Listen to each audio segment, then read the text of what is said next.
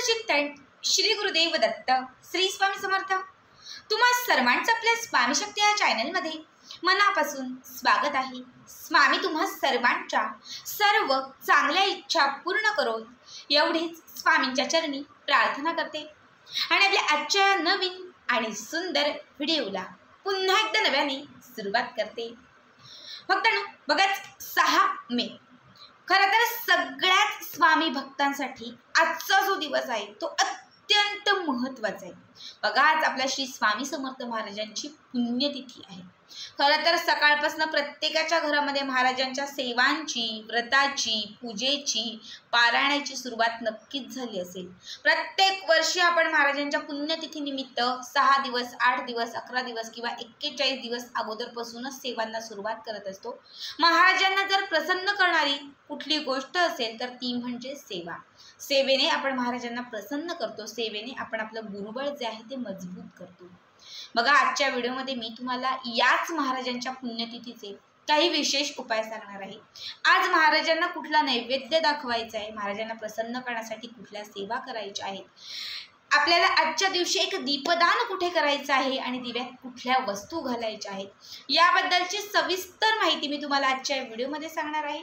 फक्त त्यासाठी आपला आजचा हा व्हिडिओ स्किप न करता शेवटपर्यंत बघा आणि जे कोणी आपल्या चॅनलवरती नवीन असतील त्यांनी लगेचच आपल्या चॅनलला सबस्क्राईब करा, कारण तुम्ही आपला चॅनल सबस्क्राईब केल्यामुळे मी पुढचे जे काही व्हिडिओ बनवेन ते सर्वात आधी तुम्हा सर्वांपर्यंत पोहोचतील।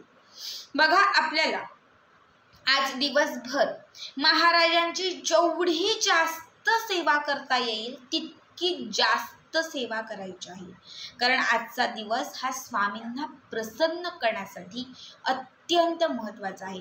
बऱ्याच लोकांनी जे गुरुचरित्र पारायण केलेलं आहे त्याची आज कदाचित सांगता असेल, बऱ्याच लोकांनी व्रतविकल जे 11-21 दिवसापासून जे सुरू केलेलं आहे आज त्याची समाप्ती होईल। मग आज आपण काय करायचं तर दिवसभर महाराजांचं तुम्ही सारामृत वाचू शकतात। आज तुम्ही नित्यसेवेमध्ये असणारं पुरुष सुक्तमाचं पठण करू शकतात। श्री स्वामी समर्थ, श्री स्वामी समर्थ या मंत्राचा तुम्ही जप करू शकतात। गुरुचरित्रातील 14वा किंवा 18वा जो अध्याय आहे हे 2 अध्याय तुम्ही वाचू शकतात। तुम्हाला जेवढी जास्त शक्य होईल तितकी फक्त जास्त आपण सेवा करायची आहे। त्यातील महाराजांना प्रसन्न करणारी जर विशेष कुठली सेवा असेल तर ती म्हणजे सारामृत।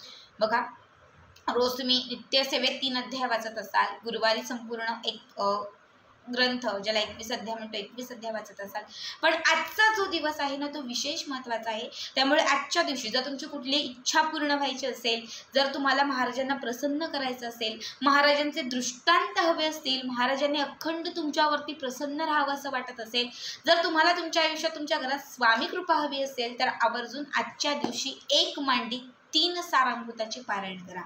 1 मांडी 3 सारामृत पारायण। आता समजा 3 नाहीच शक्य झाले तर तुम्ही 1 तरी आवर्जून करा। तर कसं करायचं 1 मांडी पारायण म्हणजे जेव्हा तुम्ही हे पारायण करायला बसाल तर संपूर्ण 3 पारायण म्हणजे एका पुस्तकामध्ये नित्यसेवेच्या एका पुस्तकामध्ये 21 अध्याय असतात। हे 21 अध्याय वाचले की पुन्हा पहिल्यापासून 21 अध्याय, पुन्हा पहिल्यापासून 21 अध्याय असे 3 वेळा तुम्हाला हे संपूर्ण ग्रंथ वाचायचं आहे, 3 वेळा।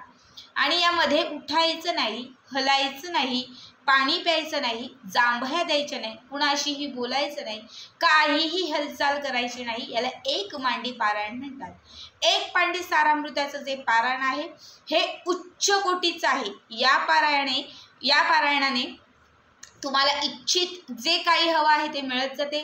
महाराजांना प्रसन्न करण्यासाठी तसंच आपल्या आयुष्यामध्ये स्वामींची कृपा प्राप्त करण्यासाठी सारामृत पारायण हे उच्च कोटीचे मानले जाते आणि आजचा दिवस विशेष आहे। त्यामुळे आजच्या दिवशी आपल्याला 1 मांडी सारामृताची 3 पारायण करायची आहेत। 3 नाहीच शक्य झाली तर कमीत कमी 1 पारायण तरी तुम्हाला आवर्जून करायचं आहे, ठीक आहे। त्याच्यानंतर काय करायचं तर तुम्हाला श्री स्वामी समर्थ महाराजांच्या मठात जायचं आहे। तिथे जाऊन महाराजांना केळी, पुरणपोळी बनवली असेल तर हे सर्व घेऊन जायचं आणि महाराजांना तिथे नैवेद्य स्वरूप ते अर्पण करायचे।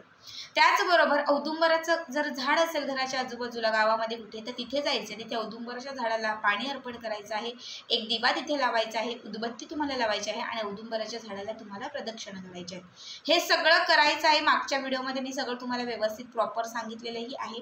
त्याच्या पुढे आपल्याला काय करायचं तर सायंकाळी 6 ते 6:30च्या दरम्यान आपल्याला एक सुंदर स्वच्छ दिवा प्रज्वलित करायचा आहे आणि आपल्या देवघरामध्ये श्री स्वामी समर्थ महाराजांच्या मूर्तीच्या किंवा फोटो असतील तर त्याच्या समोर हा दिवा लावायचा आहे। ऑलरेडी एक दिवा लावलेला आहे तर तो दिवा असू द्या, हा दुसरा एक दिवा लावायचा आहे कारण आपल्याला अजून एक दीपदान करायचं आहे। ठीक आहे, दुसरा दिवा लावून दिव्याच्या खाली तुम्हाला एक मूठभर अख्खे तांदूळ असतात, ते तांदूळ आणि फुलाच्या पाकळ्या ठेवायच्या आहेत आणि त्याच्यावरती हा दिवा लावायचा आहे।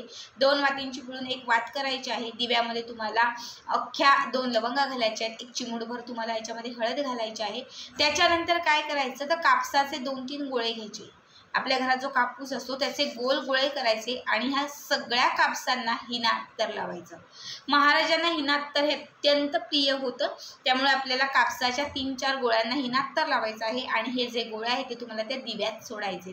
दिव्यामध्ये हे गोळे सोडत असताना महाराजांचं स्मरण करत जी इच्छा असेल ती इच्छा तिथे व्यक्त करायची आहे आणि हा जो दिवा आहे हा दिवा तुम्हाला महाराजांच्या समोर अखंड पुण्यतिथीचा दिवस म्हणजे आजचा दिवस संपेपर्यंत पूर्ण रात्रभर तुम्हाला हा दिवस पेटत्या ठेवायचा आहे। उद्याच्या दिवशी म्हणजे उद्या सकाळी जेव्हा तुम्ही उठल्यानंतर स्नान वगैरे झाला तर दिवा विझला असेल तरी चालेल, तर सकाळी उठल्यानंतर काय करायचं दिव्यामध्ये घातलेले जे कापसाचे गोळे आहेत जे हिनात्तरात आपण मिक्स केले होते म्हणजे हिनात्तर ज्या गोळ्यांना लावलं होतं हे कापसाचे गोळे त्याच्यातून काढायचे। 2 लवंगा घातल्या होत्या त्याही काढायच्या, एका मातीच्या पंटीत ठेवायच्या आणि कापरासोबत हे प्रज्वलित करत याचा संपूर्ण धूर घरभर करायचा। याने तुमच्या घरामध्ये सदैव स्वामी कृपा राहील, महाराजांची दिव्य शक्ती तुमच्या घरातील कोपऱ्या आणि कोपऱ्यात राहील, घरातील नकारात्मकता जी आहे ती घराच्या बाहेर निघून जाईल। शिवाय आजचा दिवस बघा महाराजांना प्रसन्न करणारा असल्यामुळे आजच्या दिवशी विशेष नैवेद्य महाराजांना बनवायचा आहे। आता नैवेद्य काय बनवायचं तर महाराजांचा सर्वात आवडता पदार्थ म्हणजे पुरणपोळी, सगळ्यांनाच माहीत असेल। तुम्हाला पुरणपोळी बनवायचं आहे, तुम्हाला वांग्याचं भरीत बनवायचं आहे, बेसनाचे लाडू बनवायचे आहेत, बुंदीचे लाडू बनवू शकतात, यापैकी काहीही तुम्ही महाराजांसाठी आज नैवेद्य स्वरूप ठेवू शकता। आता जे कामावरती गेलेले आहेत की ताई मला थोडक्यात काहीतरी छोटासा उपाय सांग, आम्हाला एवढं शक्य नाही, तर त्यांनी काय करा एक तुपाचा जो शिरा असतो तो शिरा बनवा। एक अर्धा किलो किंवा पाव किलो तुपाचा शिरा बनवायचा आहे। हा शिरा या शिऱ्यावरती तुम्हाला एक चिमूटभर खडी साखर ठेवायची आहे, वरून तुळशीचं पान ठेवायचं आहे आणि महाराजांच्या प्रतिमेसमोर हे अर्पण करायचं आहे। अर्पण केल्यानंतर 7 वेळा तारक मंत्राचं पठण करायचं आहे, इच्छित मनोकामना व्यक्त करायची आहे। हे सगळं करून झालं की महाराजांची आरती करायची आहे।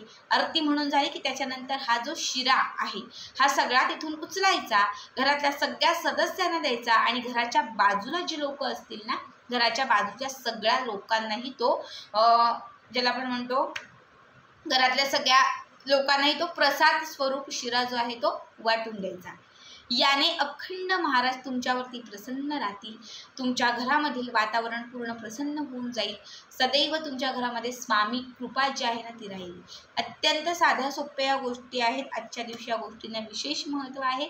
सगळ्यांनी एक दीपदान आवर्जून करा, महाराजांना यापैकी एक नैवेद्य नक्कीच दाखवा, एक मांडी सारामृत पारायण जे आहे तेही नक्कीच करा आणि घरातील वातावरण जे आहे ते शांत आणि प्रसन्न ठेवा। तर आजचा व्हिडिओ कसा वाटला कमेंट करा आणि पुढचे व्हिडिओ पाहण्यासाठी चॅनलला सबस्क्राईब करा।